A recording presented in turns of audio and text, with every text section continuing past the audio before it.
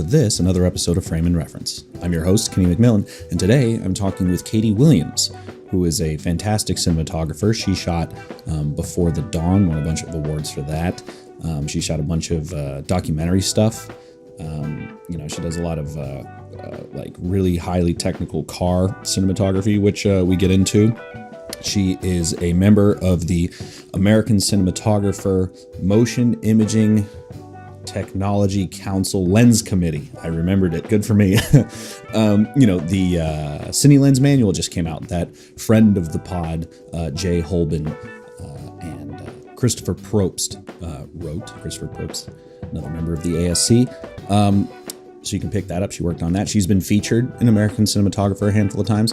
So, just a fantastic person to talk to. I certainly learned a lot, and I'm sure you will too. So I'm going to now shut up and then immediately start talking 5 seconds later, like normal. So please enjoy my conversation with Kaity Williams.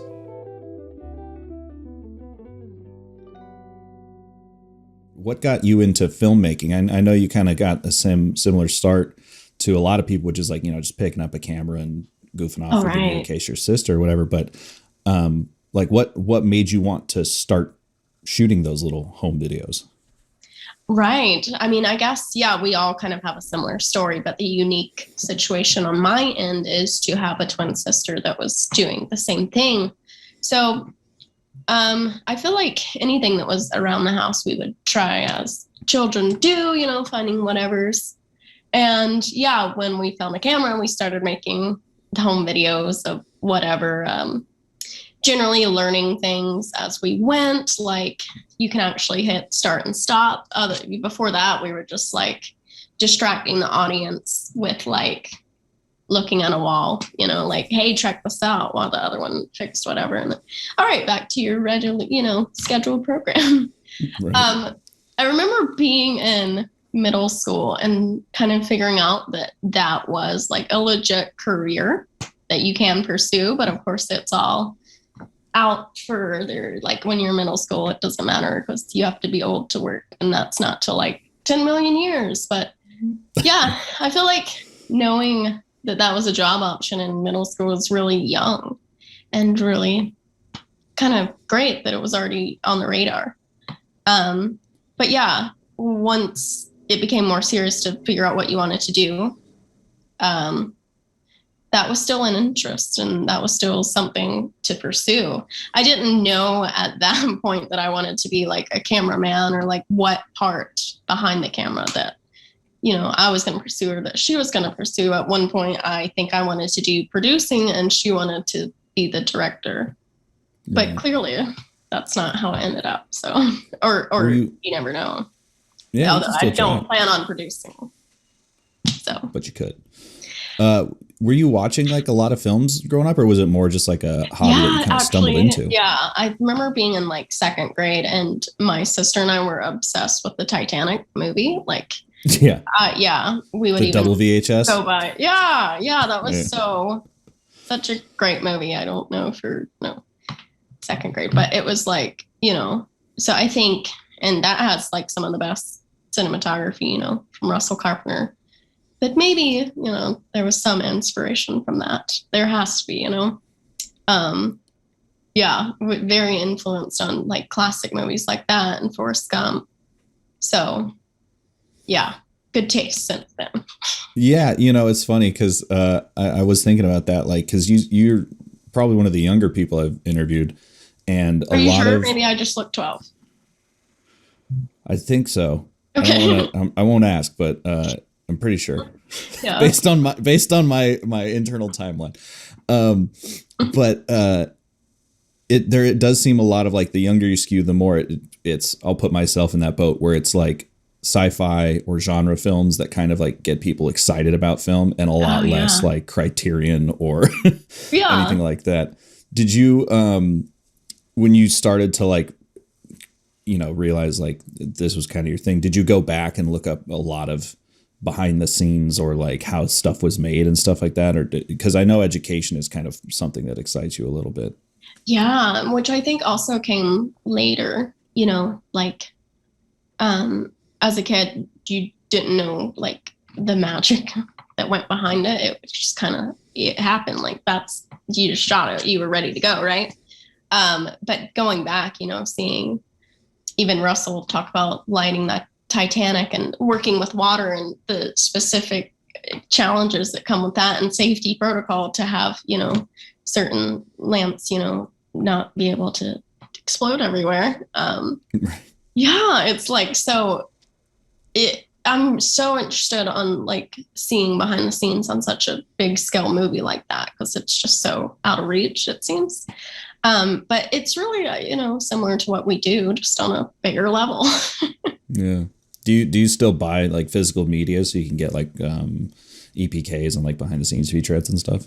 Yeah, like I literally just bought like the Blu-ray of a Conrad Hall movie called In Cold Blood, because like, you know. I just got that too. Oh, perfect. Yes. I've been on a Criterion tear, so like they'll go on sale and I just end up picking up like 10 of them. Yeah. Well, I love owning the hard copies like Blu-ray or DVD, even CDs, but I'm running out of space, so I'm embracing the digital age, you know. Like let's just download it. But something like Conrad Hall, you gotta physically own that, you know. You gotta have that in your back pocket. But also like you never know, like you'll see people like editing the movie out from under the streamer. Right. Like I think Avatar just got edited for Disney Plus and like random stuff like that. So you never, like, you want the physical thing so you know it's the movie you just saw. Yeah. I mean, I don't know. There's something more valuable to owning something you can physically either hold or like do something with, that you never know what's going to happen to the digital whatever, or like, you know, when they find a problem in the movie, like the Game of Thrones coffee cup is now going to be edited anytime you see it, but if you own the original, you'd always have that one. Yeah. You know what's an interesting one is I just saw the original Matrix at the New Bev. And, nice. Yeah. That's like one of the movies that I always point to as like got me into filmmaking. But it was interesting to see, because you know the like grade on that film is always so contentious. Like what's the real one? Right. Because like after the second ones came out, they went back and made it greener and all the shit. So it was really interesting to have recently just watched them all because the fourth one came out, and then go and see an actual 35 millimeter print of it from 99 and go like, oh, okay, that's what it was. Yeah. Yeah. Same for like, you know, all the Star Wars people that preferred the original release, and the new ones that come out are just, they say don't even bother. So yeah. Were you a big Star Wars person at all, or like not necessarily Star Wars, but just like those kind of? Liked it, but I love it thanks to Grogu. That's my yeah. I think we all do. I mean, man, yeah. Like you know, I was watching Boba Fett, and then when it turned into a continuation of Mandalorian, it was like, you know, it's great. I love that. Yeah. I actually have a weird flex. Two of my friends work at Legacy Effects. My buddy Carrie made Grogu's ears. Oh, that's so cute. Right? Yeah. Practically the best part. Yeah. That is.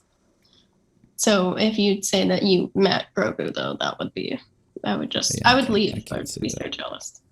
And Alt F4. I heard you went to Full Sail. That was at one of those schools that I think a lot of people back in like the early 2000s really considered when trying to get into a creative field. How was that experience? I guess you can't compare it to like a quote unquote normal college, but how was that experience for you? Because I did hear you say that you ran into the issue where, looking back on it, you left some opportunities on the table. And I feel the same way going to like a traditional college. I feel like just college in general and being that age, it's somehow, you know, not in effect that you need to take it. Some people are good at it, but I just feel like I really started taking advantage of opportunities and stuff, you know, that I had access to after college, and realizing the real world's here, like do something, right? But college was more like fun. But I also think that's where I found being like the DP was the route I wanted to take, because before that I never knew like what in the world that position was or that it existed. I kind of thought the director did all of that, Right. But yeah, it just seemed like a super cool position just to be over the entire look of the film, which is like one of the reasons why we like certain movies. Is the way it made us feel, the way it looked. I was like, that person's cool. I might do that. And, now here we are. I feel like there was great opportunities. There was cool equipment there that you could kind of rent out, make your own stuff. There was a lot of knowledge, like lighting, that I could have took more advantage of, that I feel like coming out here, that wasn't my strongest thing. But I think as a DP, it kind of needs to be, your strongest trait. But yeah, if I would have took more advantage of that, I could have came out here at a more elevated level. But I like to think things happen for a reason. Eventually I found all this knowledge that I have currently, but it could have been sooner if I would have been smarter, Yeah. But that comes with age, I hear. Yeah. Yeah. The reason I ask is because, like, for a lot of people who went to film school, whatever, that question always comes up, is it worth it? And the answer always is like, it is. Well, like, I think, with anything in life, it's what you make of it. So it can be worth it if you're willing to put that in. But also there is a good benefit of just going straight into movies instead of learning theories or what proper equipment name is or how to make proper knots. It's great, but you can literally learn that on set too if you're allowing yourself to do it. But then, sometimes we all have bigger ambitions, especially at a younger age when you don't know exactly, things don't work like that. You want to go to set and you want to not star as a PA. You want to be an operator. Well, that might be where school would come in handy instead of being like, hey, new on set, first time.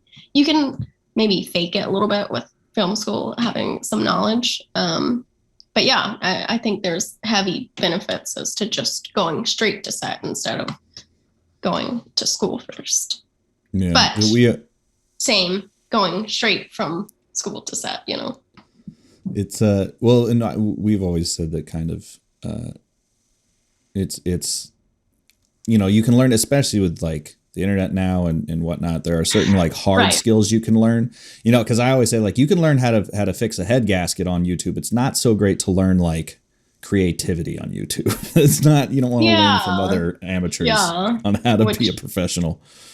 Is a lot. Yeah. I mean, technically you could also learn that by watching movies and like why certain shots are shot like a close up, or like, why a focal would be chosen as to be like more wide but still close.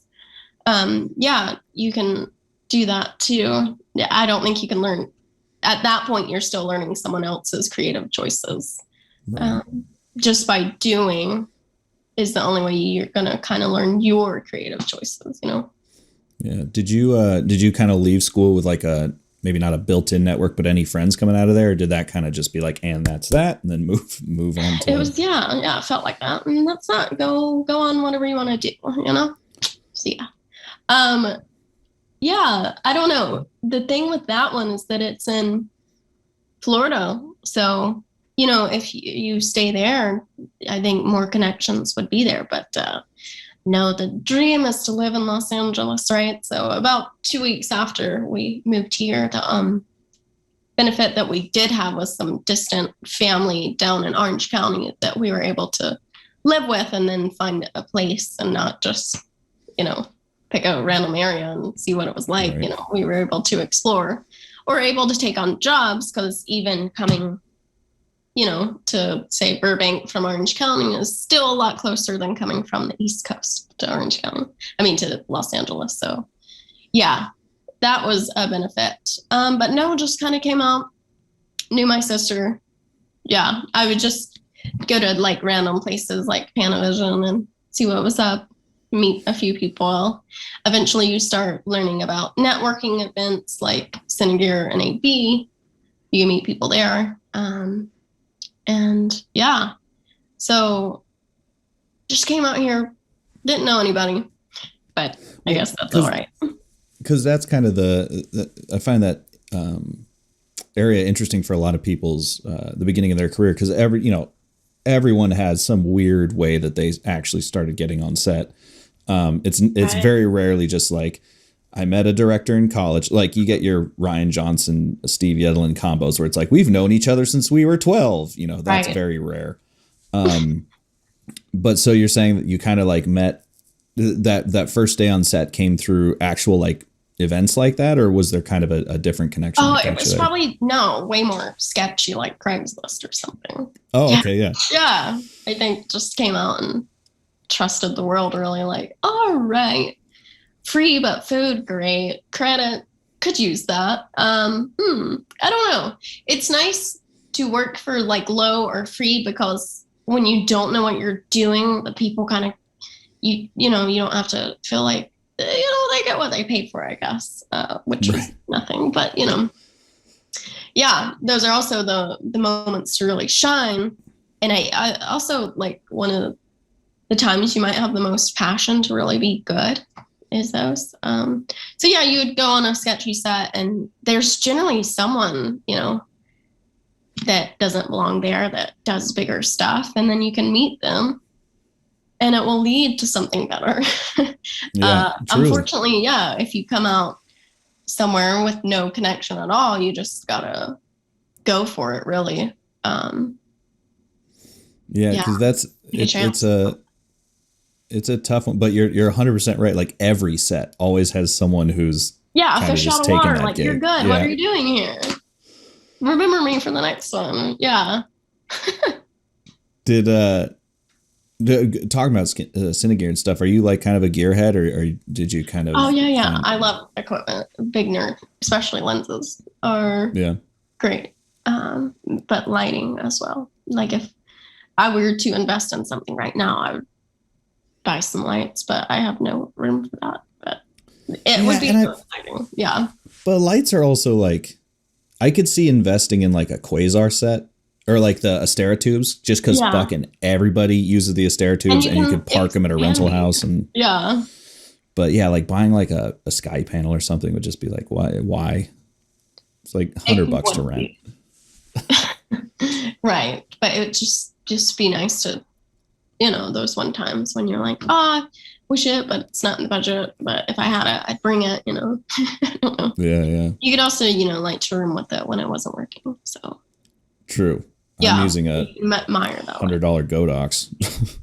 Diffusion. Perfect. I invested in a lot of diffusion for some reason. I bought like rolls of diffusion and gel thinking it was really going to matter. And then Oh, LEDs yeah. became very popular very quickly. Perfect. Yeah. Yeah. Well, the diffusion's still good, the It's gel very you can, helpful. yeah.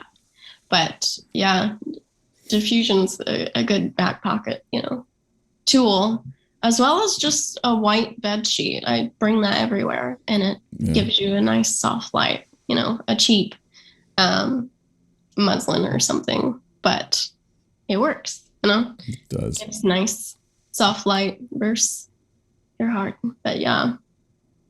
Did your sort of like lens love come from knowing friend of the pod, Jay Holman? You're the only person I've met who knows someone else who I interviewed. So Oh yeah. Yeah. I mean, the love for lenses has to be elevated because I read this book that's coming out sooner rather than later, like really soon. I'm the first human to complete that besides the authors, So yeah, that definitely started it.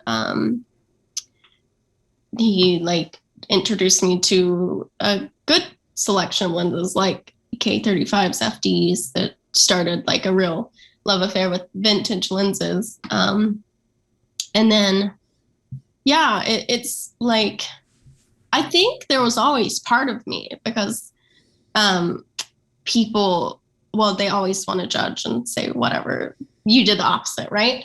So when I bought like a camera, and they were like, oh, you should have bought lenses. They were like going to I be got the same advice. longevity, whatever. I was like, great. But like the point of investing in equipment was so that I could bring it on set. And if I invested in a set of lenses, all my stuff's going to look the same, you know, because it's all about the lens that brings more of a separate look than the camera. So that was a million years ago. So I always feel like lenses came over camera when it came to, you know, what I preferred. When I dropped a lot of money on equipment, it was because I'm not an AC and I didn't know how to go the route to DP besides jumping to it. And then how are you like a kid and say, hire me? You know, at least with the camera, it's like, well, I come with this. And they're like, I guess, you know. And then when you get a second call, it's generally not because of the equipment, you know. Right. It's what you did. But yeah, if you want to make money with the equipment, lenses might be the better option. But yeah, that was always my thing, was why would I want that when if I had a whole set of Cook lenses, they're all going to look like that, you know. Or if I had all of the FDs, they're all going to look like that. And then when I shoot cars and I want to get that detail, you know, it's not going to be as sharp unless I close down. Right, so. Right. Because that is a question that I think a lot of people coming up tend to have, is like, will owning, you know, classically the Red get you jobs? And I think maybe Red's, when it first came out, maybe, but it does seem like you get a Red and you're just like literally the first person who has $100 music video. You're their first call.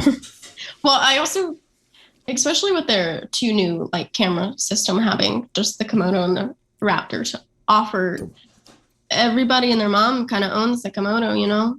But I'm also really jealous of that option, because you can literally own this really nice piece of equipment for fairly affordable price, you know? Yeah. The Raptor does look sick. Oh, yes. Yeah. I mean, that one's, yeah, about 20 or so. But to have a full frame sensor capable of all that is at that price. Yes. I'm highly jealous of these options, you know? I'm not sure now if it's like a requirement or like if it's beneficial. In my case, it was beneficial to own something because I didn't have the work or the network or anything to say, please hire me. Because, you know, why should we hire? Why? At least with that, it was like, well, you know, you want an Arri camera, right? I got that. Cool. Great. Okay. Oh, okay, great. Yeah. It worked. Yeah, that was the point, and it mostly worked. Yeah, I think my only regret would probably be not getting the Mini, because that thing would have. But you would be paying that off until you're 50. Yeah, it would just be rented all the time, which maybe that's why the universe pointed to the Amira. It's like, because you'll have it whenever you need it. I've always thought the Amira was the better option. Maybe not the one that people use a lot, but it's the better option by far. Favorite build, but we still got to pay bills or pay the camera off. I feel like the Mini would have done a better job of just doing that, like within 2 years, probably, maybe better. But yeah, that wasn't the point of it. It is funny because there's those like foot in the door things that I think the Amira probably was a better, like, even would you still pick that one up today if given the option, or do you think a different body would? I don't know. I'm like trying to do like a car shoot for fun, because that's what we all do for fun, right? And I'm like, I wish I had a Mini, because otherwise I got to get another camera, because mine's so big and I want to put like a zoom lens because it's car shoot. So like if it had a prime on it, I could throw it on a Ronin 2 with no power besides the straight power. You know, we would be pretty set. But no, yeah. And then just, yeah. So, you know, there's still times I'm like, wish I had a Mini. But Yeah, I mean, that's kind of why I got this C500, because it's like a mini, but it's still got all the kind of Amira features, let's say. that's true. XLRs and internal NDs Right. and all that kind of thing. And it's very small and user friendly. But pretty much no one hires that camera. It's only good because I color my own stuff and like can really use that raw light and like really dig into the image and make it look really nice. So it looks good on my reel. But, I mean, yeah. And the clients are always happy, but yeah, that was the good thing about the Airy name, is that people do hire that.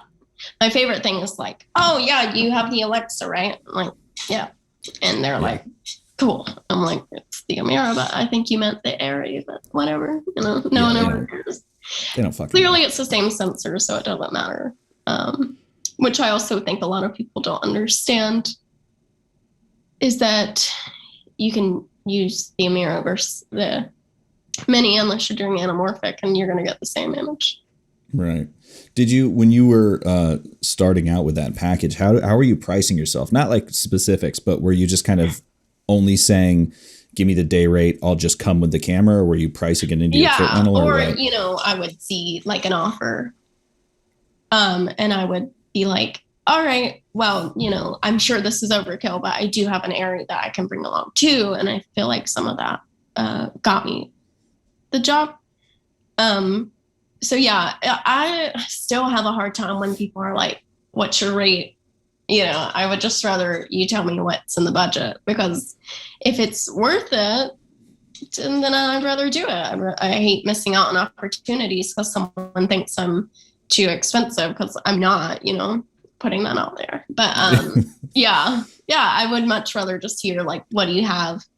And let's work something out, Yeah, I've definitely, because I right now primarily do a lot of like corporate work and stuff, because that's just after the past 2 years. That's a nice day. Generally, it's almost a 9 to 5, and you go home. And oh my God, that's the great thing. They do not want to be around after 5. Yeah, no, they got a real life to go home to, Yeah, so it can be stressful because it's like a shorter day, but at the same time, their expectations are so low that like you can do like a really good but simple job. Not simplistic, but just like a nice, and it's one of those few things where like a pretty frame generally works.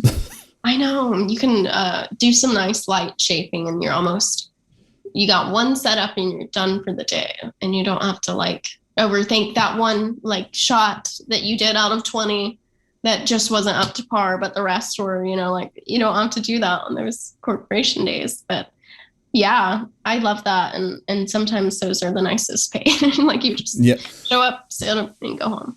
Well, that was going to be not soul fulfilling, but it is. No. Yeah. Pays the rent, but yeah, it doesn't make me feel great. Those are those days where, I mean, it doesn't make me feel bad, but what I was going to say was they always go like, what's your rate? And recently I've having done a handful of them in a row, I've found that I just pick a number that I'm like extremely comfortable with. Worth going out for, yes. Oh no, like I'll give them like a full deep, like, because if I go, I'm the DP, the director, I'm bringing all my own gear and I'm editing this, I will charge them for all of that. Right. Well, you have to make it worth it, because you're not getting anything else out of it. You're not getting like that feeling or creative pleasure. It's like, well, I really don't want to do this, but if they agree to this price, I guess I'll do it. And they do, Well, that's the people that do it. They usually do. But to your point, I was going to say that I've found that a lot of times, even if they're like, that's way out of budget, they usually don't end the conversation there and go like, sorry, we got to move on. I'll usually just add a little tag, like, if we need to work something out, we can. Well, you also know when they circle back, they might have reached out to other people and they got similar price points, and they're like, oh, well, we just were expecting a lower price, but you know what? I guess this is good, Yeah. That being incredibly personable in emails is a skill I definitely had to learn. Oh, well, that sounds like a nice skill to teach everybody. I wish I could. I'm listening. Am I not being personal now? No, my knee-jerk reaction is always like, hey, idiot, this is, like, it's, oh, right. I have like a short temper not short temper, but like I can be very, truthful? People asking you to people asking you questions about stuff they they should have like looked up or like have an opinion on or anything like that. But I guess you're the problem solver for like those corporate gigs where they're just like, we don't know what you do. It's a black box of magic. That's true. That's true. I think that's why, when they start asking around for others, they'll either see that the price was the same or start realizing what they actually are paying for, Yeah. I did want to know, how did you get linked up with Holben? Because that's you're kind of in this that loser, cool. yeah. Well, it's very cool that like you got involved with the ASC kind of so early in your career compared to a lot of people. I was always there, before Jay. Anytime they had an open house or event, I was like, gotcha. Or still am like the annoying person. Like they're probably like, would you please stop coming here? But yes, I always found myself there. And once things open back up, there are plenty of events that can get anyone else there too, But Jay specifically, going back to events like Cine and NAB, we initially met at a Zeiss launch party for the CP3s. One of my Zeiss people was like, hey, you should meet this person. I'm like, hey, person, And then we kept running into each other at NAB, which then led to he needed someone to sit in for like a light test for a class he was teaching. I was like, all right, great. And we did that. And then that led to a music video that we did the next month. And then that led to a feature that we did the next month. And all of that led to the friendship that we have now. Like, aside from my twin sister, that's my best friend. So, yeah, I always find it strange if anybody thinks that he's like this cool, like, big person. I'm like, that's just Jay, Right. Well, the reason I asked is just because again, like the networking, getting involved with I thought maybe you met him through the ASC, but I did not. No, that was actually thanks to Zeiss. That's so cool. Yes. I'm sure we would have been somewhere, maybe on the ASC, but I don't know. Yeah, it was just that initial, you should meet this person from my Zeiss rep. Were you going to like the sort of ASC masterclasses, or just those kind of like open houses that they used to do? Oh yeah, just like the open houses, or they have the photo galleries, or like Red had an event for the heliums, I think there. A lot of things used to happen, but I mean, clearly they don't right now because everything, right, COVID wise. Yeah, somehow I get invited to the award show for the past 3 years. Probably not this year. But yeah, I would just, try to be there. But don't want to overstay it. But now I do. Yeah, enjoy. The last time I was there was for filming some interviews of some of the members for this project that's releasing soon. Yeah. What's the value in going to those besides obviously the knowledge and sort of meeting people? Like how do those events come about? Or not come about, but like what? Like if someone wanted to go to one of those, someone starts an email. Yeah. Should we have an event? I think, when you get out, it's like, what do you want to do? What do you want out of meeting people? Do you want work? Do you want a colleague? Do you want a friend? Going to the ASC is a fun event, and it gets you in within that club that we all like idolize and want to be part of. But it doesn't get you work, because what you're doing is meeting your colleagues. You're meeting people going after the same goal who, unless, we all have like, oh, I'm not available, let me send this person. Some work does come out of that. One of the things I need to do better is meet directors or meet producers. Those are the people who are hiring what I want as work. So I need to be better about going to like film festivals and events where not just DPs and camera people show up. That would also more so be something less, motivated by cameras like Cinegear and NAB, although NAB has a lot to offer. But I would say something that you're going to get out of going to places like the ASC is like connections within that department. You'll find friends you can, talk to or like be depressed with when you're not working, or you can find people who will recommend you when they're not available. But if you're looking for more like people who are generally going to hire you, it's better to go to, say, a film festival or like a release party for a film and meet other filmmakers within other departments, Yeah. So yeah, you just gotta figure out what you want. I think the biggest thing is networking, and at any film, revolving event, you're going to network with anything. I think also a good thing if you do want to hang out specifically at the ASC is looking for like mentor kind of people, because that goes a long way. Clearly you can't just be like, hey, bring me on. Yeah. I mean, it's so hard to come by. But if you even just had someone that would answer one question via email, that's still an up. Yeah. Oh yeah. I mean, like, I will say I think every single ASC member I've interviewed has been like, at the end of it, been like, all right, well, here's my email. Like, here's my phone number. Call me if you have any questions. You do that, right? Well, if I had more stuff going on, right now my questions would be like, so what's your favorite sandwich? Like, I got nothing, nothing That's going true, on right now. but sometimes them questions are more like easy to answer. Yeah, but they're all incredibly nice. Right. But I would say the same for anyone I've ever met. Yeah. The kind of meeting directors and producers thing kind of does pull me around too. I know you were saying that you were editing together like a new reel. Oh, and I was right. wondering, and I was wondering what your kind of take was on the importance of a reel, or what its service is. Are you finding you get a lot of jobs from that reel, or is it more just kind of like a look at me, I know what I'm doing kind of thing versus, right. I mean, it has to be a little bit of both. When you are still kind of on like a smaller level, I feel like a reel is important, just so it's hard to send like a lot of selection of work and be like, watch this 20-minute episode if you like this, and then watch a whole feature, catch it on Amazon. Like, it's hard to get someone's attention span for that long.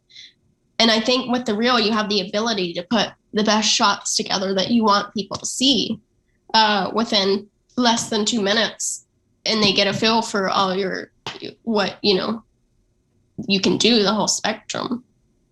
So I feel like, you get to a certain point where you no longer need a reel. I am not there.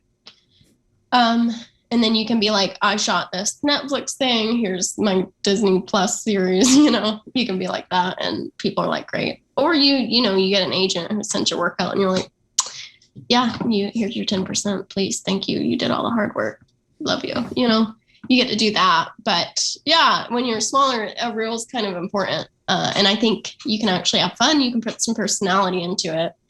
And again, you have the ability to put your favorite shots, your best shots, that will really sell your work. It's fun and it's frustrating at the same time.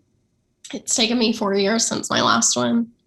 I came out with a new version of it, but I sent it to 2 editors who didn't like the song choice. And now looking back, I didn't either. So I started over again. And I think we're almost there.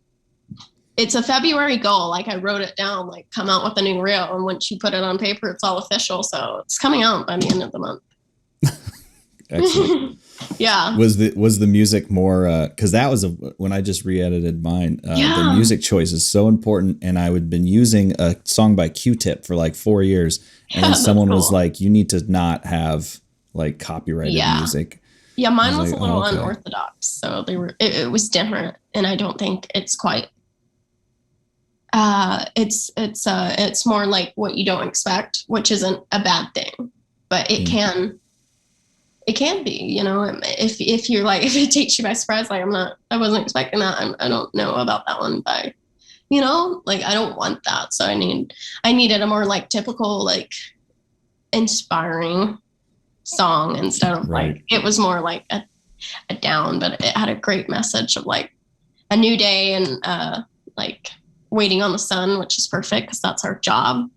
But since the editors didn't like it, I was like, yeah, I don't want it to mess with it at all. So yeah, the sort of the formality, or I guess it's interesting because like you have to make a reel a certain way. Like you can't, like you were saying, like it's fun to inject your personality, but I feel like if you do it too much, then people are like, this guy doesn't know, right? Like what reels are for or how to do it. If you start putting in too much dialogue, it's like, aren't you like the visuals? Like we don't care about the. I don't know. I was also trying to put in more scene like work, and I think that's like vital because like we tell stories within the way we shoot it. But yeah. I've limited some of the dialogue, so there's still a little bit, but not as much. It's more traditional, like so. Yeah. Well, it's you know, speaking of you know, the Amira and a reel or whatever, and like this kind of foot in the door thing, like that, because as you said, like you may get hired for your camera package, but you won't get hired the second time. You may have, I'm sure this might be mildly annoying to talk about, but I think you have the second most followers of any DP on Instagram. It goes like Roger Deakins and then you. Oh, no way. Yeah. No, there's still like Greg Fraser, Reed Morano. Oh, maybe. But when I was trying to find, because I was like, maybe. And it's like, you're certainly in the top 5. I'll show you all my cookies. Yeah. No, there's way more. And I'm wondering, A, kind of like, how did you finagle that? But B, how has it helped you? And maybe in any way, how has it kind of hurt you? Oh, I think like I really never want to be seen as an influencer, and like with a certain following, sometimes you can get that title. So yeah, I don't want that. I've really stayed away from accepting brand endorsements because that really feels influencery, unless I really like it. And I would give them free promotion anyway, so you might as well send me free stuff, right? Right. But just taking something and they want a post from it, I'm like, I don't want to be an influencer. I really don't. I think it's good to have a following because people will like throw some legitness to that. Like, oh, well, people like this person, we might as well too. Or yeah. I don't know. I think it's got to be more beneficial than it is like harmful. But clearly you don't need that.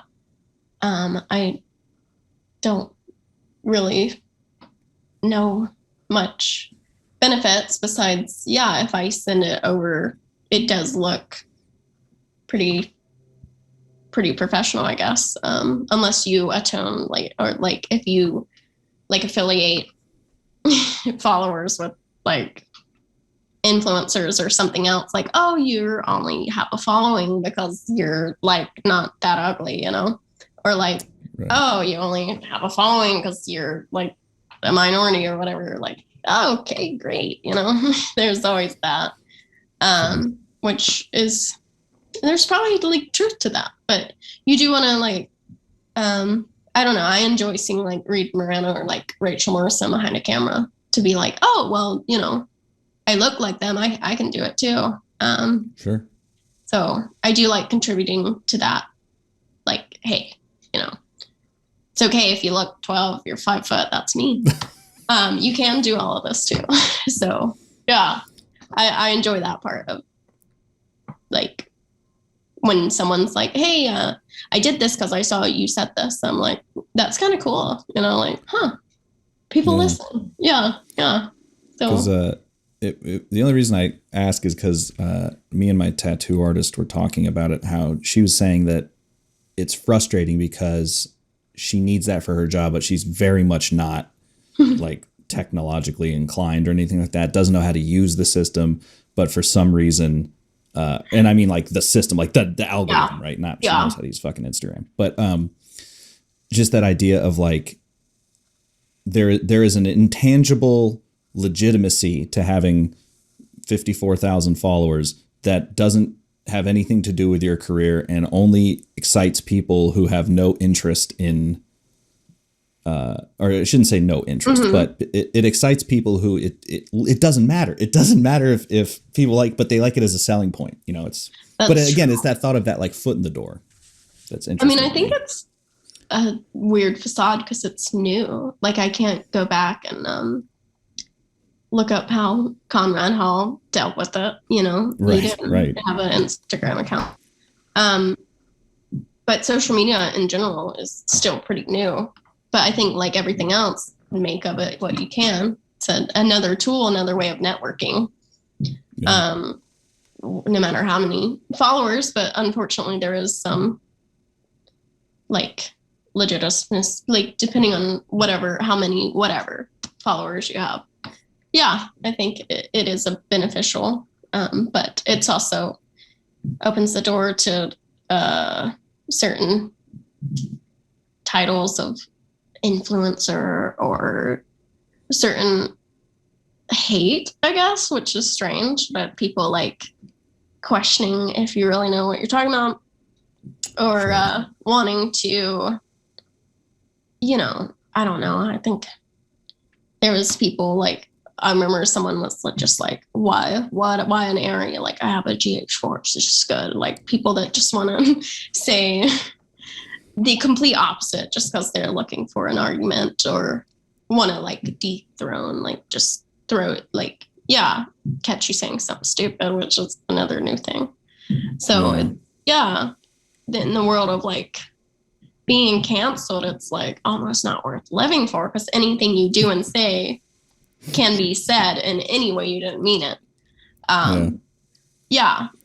But with this job and with that amount of followers, it's not that hard, you know. It's not like 1 million, or it's not like,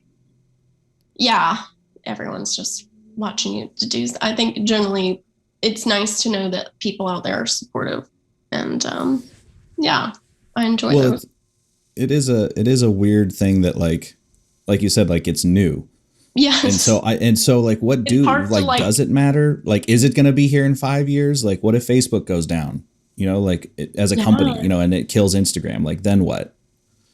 Does all that stuff matter still? Hard. Yeah. Because like with Instagram stories, you get more, I feel like feedback and people reacting versus now posting on what the people call the grid with all that. But like, if you start stalking someone, you look at the grid and then it's like, but I want to post a story because someone's going to respond to it. And it's like, but then when this person, there's like so much useless thinking that goes into a simple post that takes away from some of the real life, I feel like. Well, for me, it's like, I've always loved sharing photos. Like that's duh, you know, I had a Flickr back in the day when that was, people still using that, but, back in the day, but now I'm thinking about that. Like at the start of the new year, I was like, all right, if I want people who are looking for a DP to take me more seriously, do I only post like really well composed frames and like me and my friends hanging out goes out the window, or do like what's my voice behind this stupid box or whatever, you know? I feel like, from my take, that your page should show some personality, it should show some work, and it should show some gear and have a nice balance between all of that. Because if I'm going to stock like an AC that I might want to hire and I just see nice frames, you don't get a feel for who this person is, or if you guys are going to have a nice like vibe, or like what they enjoy other than cameras. I want to see more than that. So you can start looking and tagged, and then you're just going full stalker mode. But like, I don't know. I think we have to. It's always at 2 a.m. and you accidentally like something scanning through. You're like, no. And then do you unlike, or do you just leave it there? You know? I unlike. I found the hashtag. I don't know. It came up. You know. Oh yeah. No, I was just scanning through other shit. I didn't know you only posted that 4 years ago. I don't know why it came up on my feed. Like the Discover, they must have the universe. Algorithm. You never know the algorithm. Yeah. Yeah. That's true. I don't know. I feel like we put way too much thinking into something that should like be simple, but if we are putting this much thinking, I mean, I guess clearly it has become a tool. So yeah. Well, and it's just weird to hear it is weird to hear older kind of blockbuster shooting DPs talk about yeah, I guess I have to have an Instagram now. And it's like, did your agent tell you that? Damn. Yeah. I wonder who puts these requirements out. Yeah. You were talking earlier about getting an agent. Has that come up on your radar yet? Because that's certainly something I've thought about, and friends of mine have thought do we need that? Is that helpful at all? Or yeah, I think we do need that to get some of the better jobs and to do some of the negotiating that we're not very good at. I would love an agent, and I think it's within a few years to get maybe the right one. I'm trying to figure out how to sell myself, what I can offer them, because most of the agents that you want already have the talent and a lot of it to break between all these jobs. Right. So it's what can I offer? I think I did one time have a bigger agent reach out because of my car work, and they don't represent any female car shooters, which I don't get why you would need to be female. Whatever. Oh, that was something in the email that they said. Oh, cool. Fucking so rad. Yeah, it's great. It was a female agent, by the way. So I don't, use what you have, but I feel after a narrative reel, I am specifically coming out with a car reel, and I feel that'll be more. That could be my what I could offer. While I don't believe you need to be a certain gender or whatever, right, to shoot certain things, if someone's looking to check off a box, I guess, whatever. I do want to eventually be in a place where we are just hired for talent, regardless of what you are, what you have. Yeah. The parts. Yeah. Yeah. But in such a creative and competitive world, you got to find something, right? Yeah. I've said that for years. When people get jealous, you're thinking about the GH4 person who is probably a guy, let's be honest.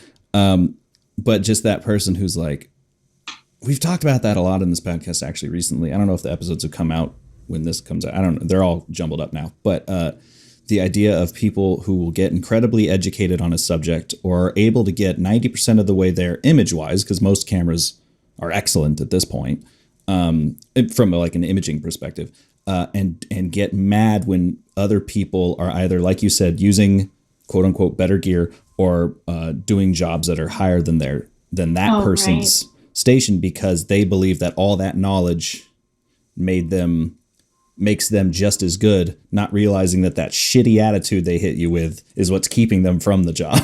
That's true. I mean, also going back to social media, I think, you can be whatever you want on there and only post what you want, which is generally our highs. It's also a bit mentally bad, because you start seeing your competition or other people work, and you're why am I not working? Or what did they do to get this? I don't know. And then generally you find out I just posted that so people think I'm busy, and you're so I was mentally down because this person is trying to pretend to be busy, and you're wow. I mean, it's great for a lot, but it's also bad. I try my best to post some of the more real experiences instead of just everything's great. So good. Living the life. I'm killing it. I hope you guys aren't. Yeah. I did have awful days. Yes. Yeah. I did have a question. This is apropos of almost nothing. I remember hearing you say that you had kind of struggled with artificial light favoring natural light kind of early on. And I was wondering, what were some of those things that helped you sort of bridge that gap? And what are some of those like lighting ahas that you had that kind of made you go like, oh, this is what makes it actually look like the movies I'm looking at, and not, was it just like discovering good ratios, or like how did that come about for you? Well, we can't share the magic. I think doing a lot of things naturally, you should start looking into like, why do you like that? Why is, like, instead of shooting directly into the sun and putting your talent like behind it, why is that better? And you start figuring out, well, it shapes the person better. Front is hard and ugly and flat. So take your artificial lamp as if it was the sun, and then place it, where it was, and start finding these natural, good light, and recreating it based on it. And then you start realizing what shapes the face, like what makes good lighting, what gives dimension. And then you can start doing that with lamps. And then you can further do that by diffusing that light and or blacking it out so it only hits a certain face and not on the wall. That's fun. I think experimenting with it, and you do not need a sky panel or the big tools to start doing that. You can take a lamp from Home Depot, which is hideous, but if you take a bed sheet from Target, aim the lamp at it, you get a nice soft source. And then it looks, it doesn't look like a cheap lamp, it starts looking more expensive. And it starts doing that. And once you kind of finesse working with faces, try a car, because it takes a whole different set of skills to light, and it starts becoming more about something reflecting off versus just throwing it right at it. I don't know. I think learning light is the key to better visuals, really. For me, it was helpful to have someone, that used to gaff, that would teach me more of this stuff. And then doing, like, I enjoy like all the lower budget stuff because you get to be more hands-on with the gear. And if you skip the ladder like I did, but you have to gaff for yourself, you're kind of going back and learning. And then also you can appreciate when you get a real crew, because you don't have to do what they're doing, but you know what it takes, Right. If I could do G&E work and be taken seriously, I would really enjoy that. But I just know I would show up and then be like, okay, can you really like do that? Can you lift that? Probably not. One hand, you're just like, yep. Yeah, I'm gonna work on that just to show up and do it. Get the lats, Yeah. But clearly, I think if you find a natural eye with a natural light, you know what you want. It's just a matter of how to get it once you have to create that environment yourself. Yeah. I did want to touch on the car stuff, because growing up, I was an enormous fan of Top Gear. Oh, nice. And I always wanted to make, because their car cinematography is just insane, right? They're like historically known for pretty elite, but yeah. Yeah. And that always inspired me. What kind of I never actually parsed out what sort of got you into car cinematography, but also like kind of what excites you about it, and what are those kind of maybe those lighting things you learned about hard, as they say in modeling, hard body objects. Well, I got into it it was just a job that paid and that was regular. So I was operating under this DP for a special like car built series with Nelson Racing Engines up in Chatsworth. And I would go there and operate and kind of learn under the original DP. And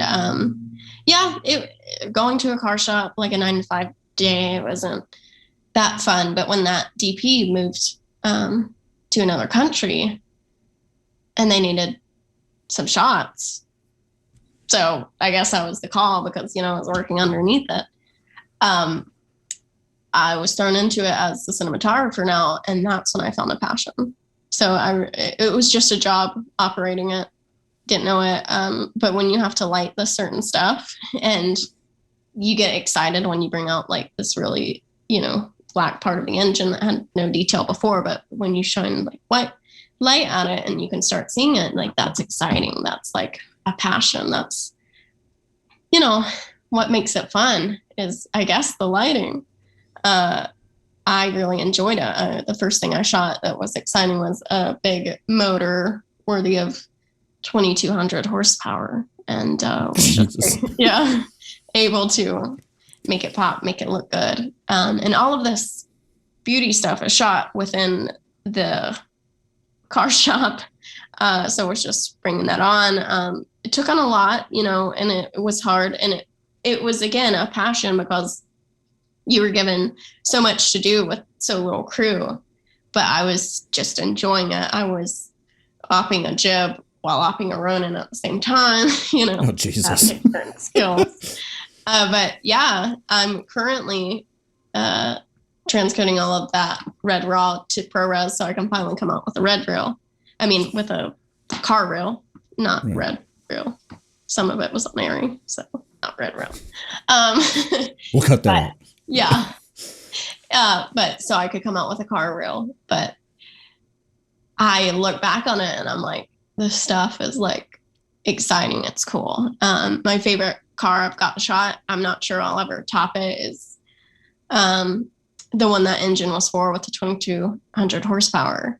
Its name is Maximus. It was in Furious 7 when, the famous Paul Walker Vin Diesel scene. That's what Vin Diesel's driving. Gotcha. So it's like a Camaro type looking thing, or no? It's a Charger. Oh, okay. Yeah, big, huge body, and it's expanded, so it's the Ultra Charger. It's like huge. Yeah, because his car always has the engine block like sticking out of the top of it. Doesn't it? Well, I know this one didn't, but I think in the movie, and I don't watch these, it was his dad's car. Gotcha. Okay. Yeah, I think I've seen the first two. I don't. Yeah. I saw the fourth one, which I thought was the first because they almost have the same title. But it was on because Engine Builder also has a car on the fourth one. So when that came out, I knew it was the fourth. Like, oh, okay, great. Yeah. So that I don't know. Maybe I hope to shoot a cooler car than that, but it's pretty high up there. At the same, I just shot that on Monstro, so it was like full frame in your face. Right. So I'm excited to cut a car reel. The only thing holding me back is all this 8K raw footage. Yeah, just waiting for a laptop to check through it. I don't know. That show had like legit editors doing it, so they didn't need like proxies or anything. And now I'm like, well, I wish I did that. But I didn't. I don't know what I thought. I clearly knew enough to like get the footage, but. Is there what are some of the main differences between lighting a face versus an engine block, or like maybe a wide of a car? Well, I love comparing it to like Greg Fraser talking about lighting The Mandalorian, where it becomes more about what's out of frame, because in the helmet.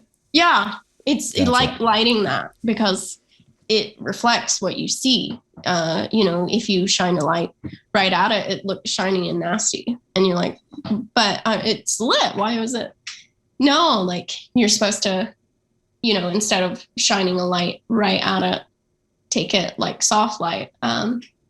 Take a white piece of whatever you have and aim a light through it so that the engine can reflect it instead of just, it can't really like absorb it, so it just shines off and it's so nasty looking. It just becomes more about what's off of frame, because you are going to see that light, even though you with a face you don't see the fixture, but with a car you or an engine or any kind of sheet metal, you see it. You don't know you're seeing it, but you are. So what you throw off camera becomes part of the image, which is interesting. Yeah. At the So car how are shop, you? yeah, Oh, go we ahead. had a built-in like top light that is still there, nicely made. I think it was like 20 foot long to, or longer than, I don't know, but it was huge, that the original DP built and I helped. But yeah, so I was learning what he did, and that was a huge help to learn a lot of the stuff.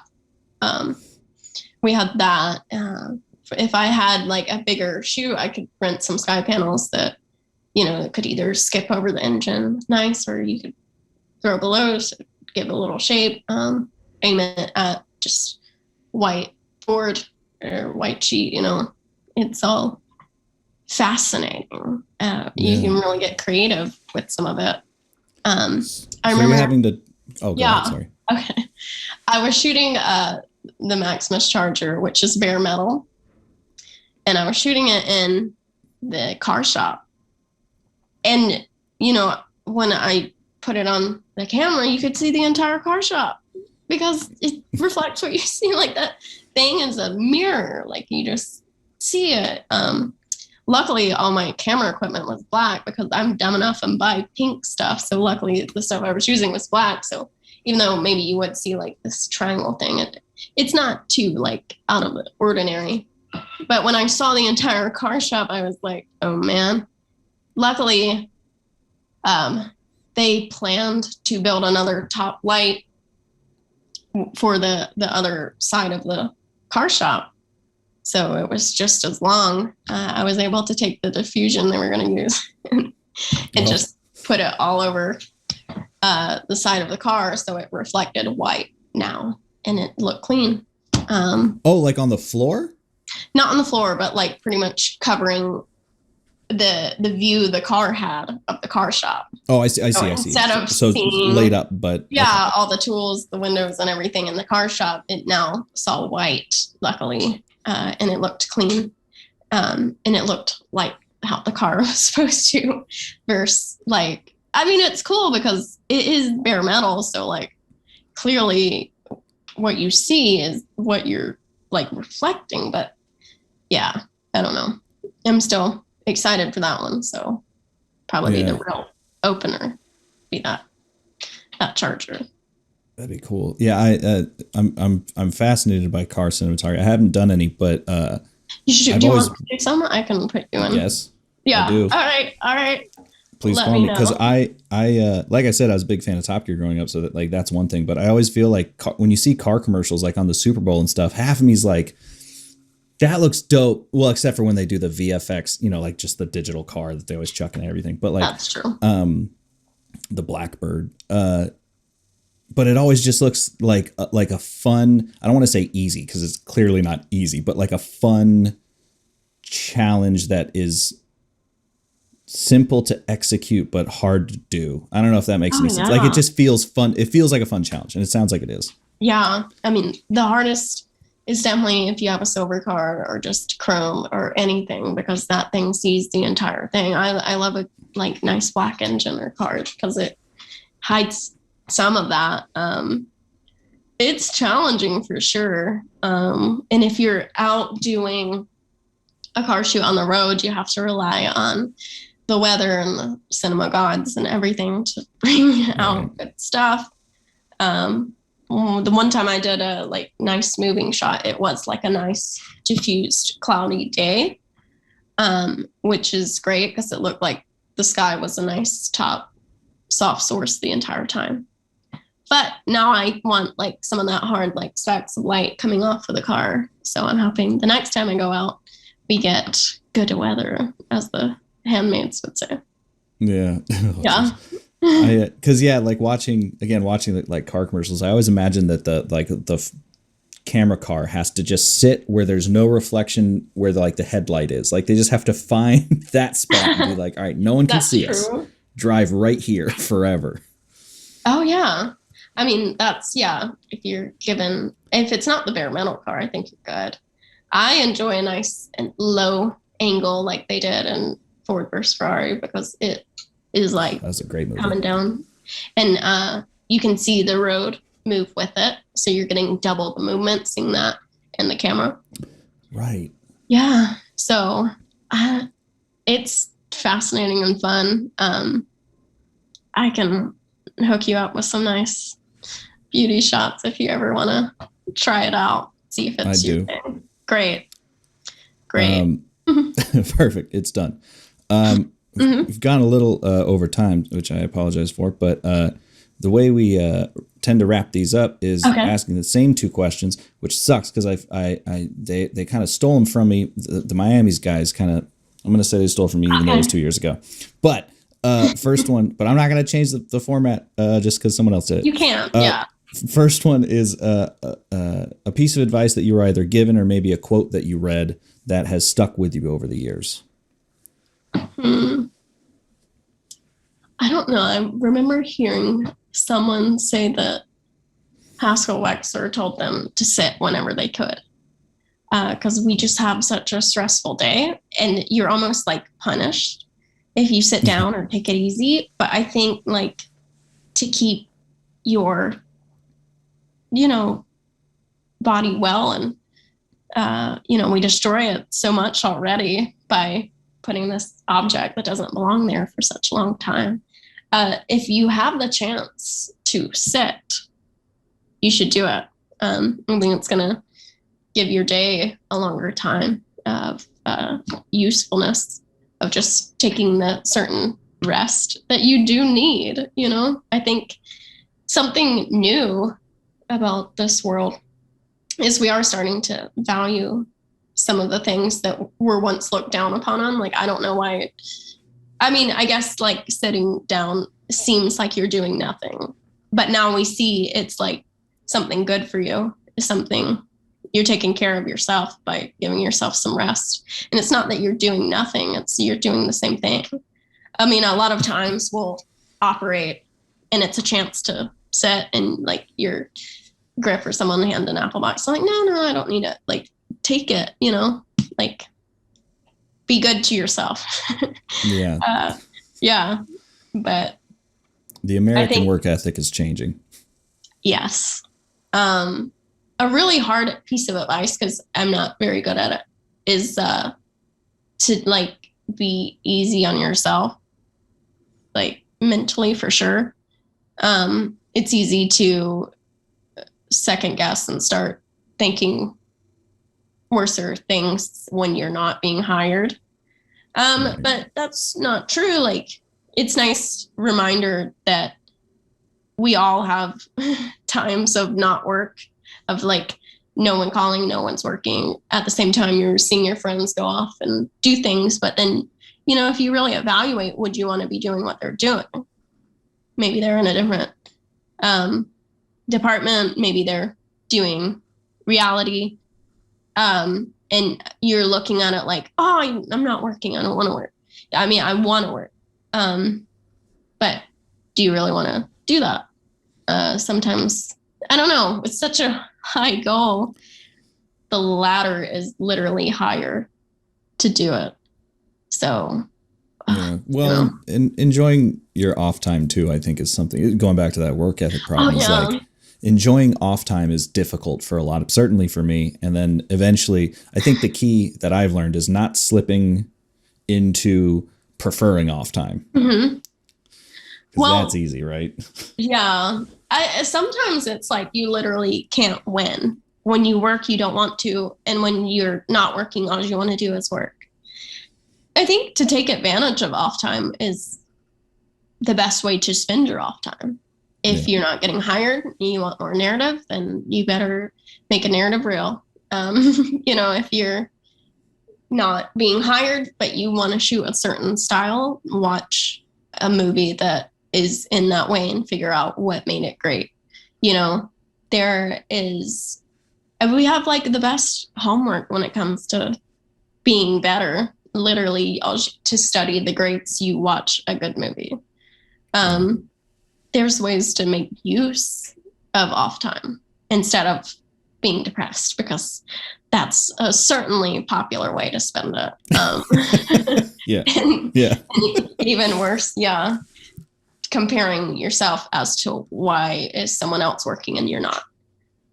So yeah, I think it would just be best to like figure out what you want to do and find a way to make it more possible, you know? So I want to shoot features. I want to do narrative work. During my last, days of off time, I finally coming out with a new reel. So I like to think that will attribute to like getting the kind of work that I want, you know? Yeah. We'll time the release of this with your reel. So it all. Well, we know it will be at the end of the month. Yeah. That's all I know. Let me know. I'll figure it out. It'll be a Thursday. That sounds great. Yeah. Second question, maybe a little easier, maybe harder. Suggest a movie for people to watch that isn't yours. Okay. I suggest Searching for Bobby Fischer, shot by Conrad Hall. And photographically, that is a brilliant movie. And, it's sad if not many people know about Conrad Hall, but Conrad Hall inspired whoever your favorite DP is. I can guarantee you that. So I want to keep his work still elite and hopefully become other people's favorite cinematographer too, because, he's literally one of the,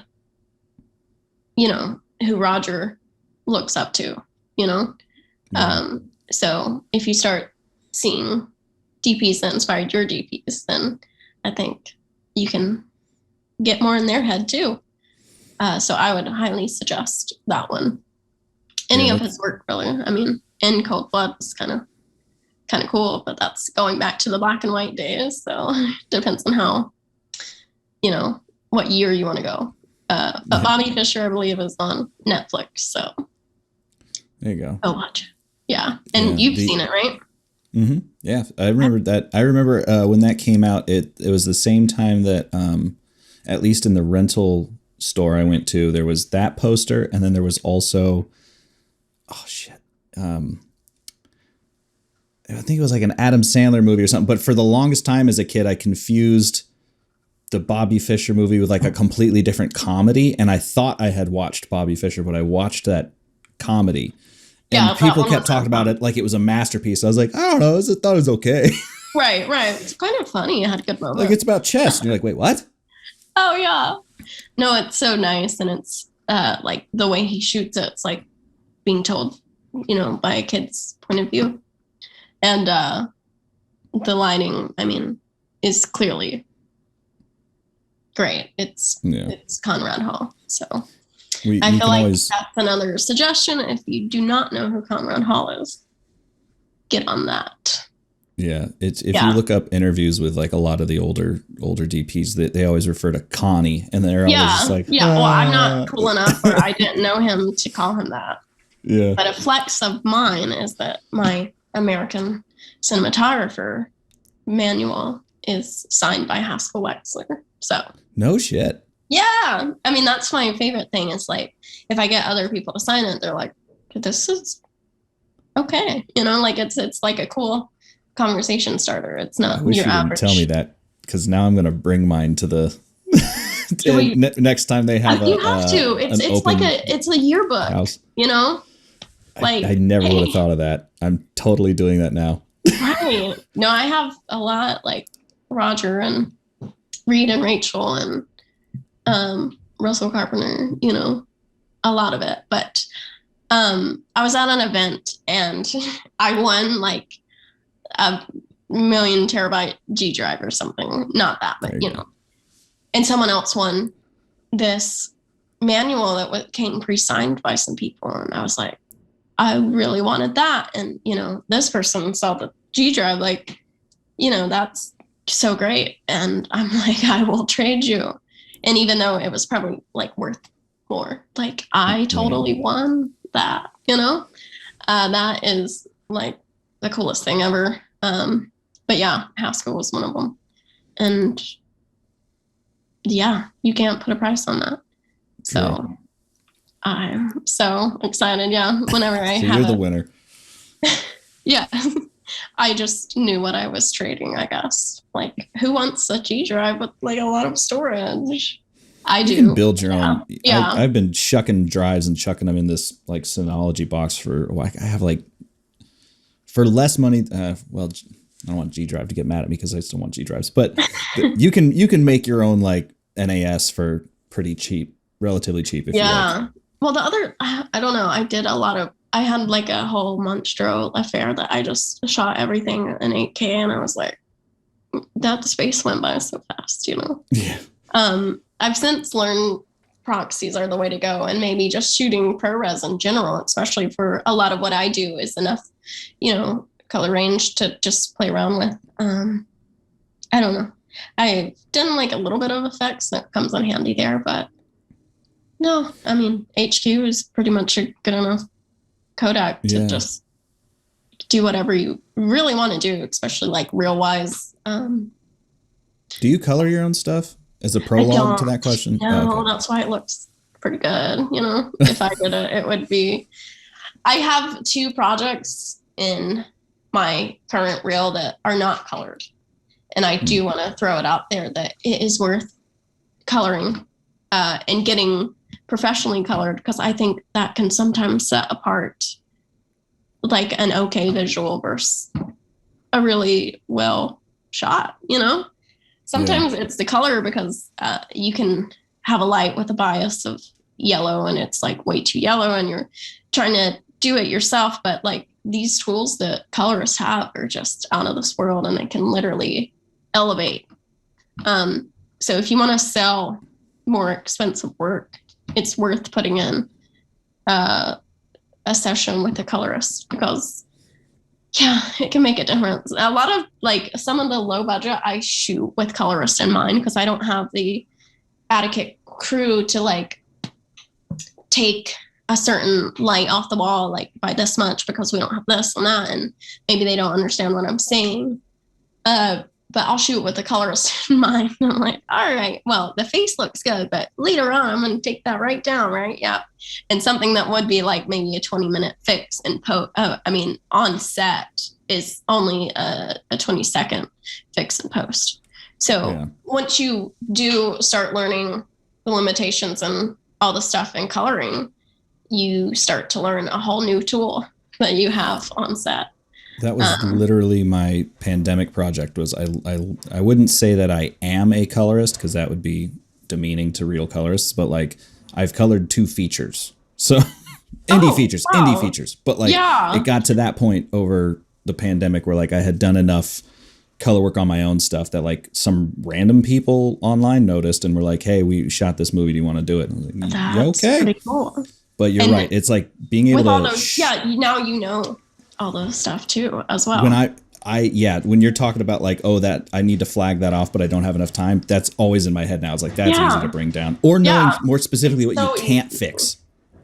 A lot of people hate like fix it in post. And I agree if the budget's there, but what you're working with, you know, if you know the easier way is going to be like taking it down in post, then do it. You know, well, especially save some time, become an 80s friend. Yes, I mean, because like giving someone else that job could be annoying, but if you're like, I will do that in post later, it's like, oh, go for it. Oh yes, but you also have to make sure there's a color session, because people will say there is one, there's not, or maybe you're not a part of it. Like you gotta almost make a contract. Like when I do this, there is a color session and I am there. You know.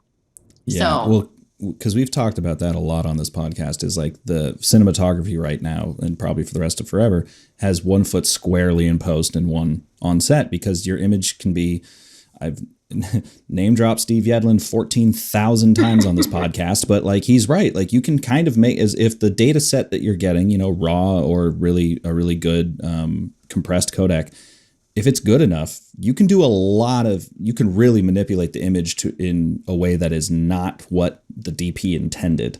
And if you're not part of that color session, like you're saying, it could be anything at the end of the day.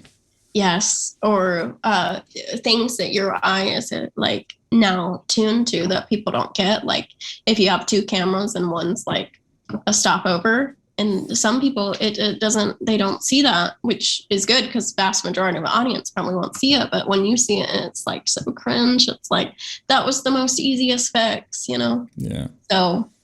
Well, even if their brain doesn't notice it, their heart will. Yeah. You know, Well, it'll throw them off. Yeah, something feels off, you know, and you don't want that. Even if you can't pinpoint what it is. Yeah, you don't want it. It can take you out of the story at some point. So like going from one camera to the other, it's like, one's overexposed or one's underexposed or whatever. The most frustrating part is when you see stuff that you weren't part of, the like how easy that would have been to fix, right. You know? Or just, I remember we did this music video that required a person that was green screen to be like doll sized. And if they just would have brought some of the contrast down to match the plate, it would have sold. And it was not a hard fix, but you just need that trained eye or whatever to be there so that it can be pointed out. And I feel like, you know, if I have a director or a producer that doesn't necessarily think color is needed, I will bring them to another session to see how it elevates a project and all the possibilities that you have. I just, you know, every project could use it, everything, you know? Yeah. So it's a must, but just be sure that it's going on before you get it in your mind, like, I'll fix it later, and then be sure that you're a part of it, you know? Otherwise, 100%. Take the 20 minutes because they're never going to fix it the way you want if you're not there. Yeah, they're going to slap a K1S1 on it and call it a day. Yeah, like, that looks great. All right, you want, is it lunchtime yet? All right, yeah, that's going to be the color stuff, you know?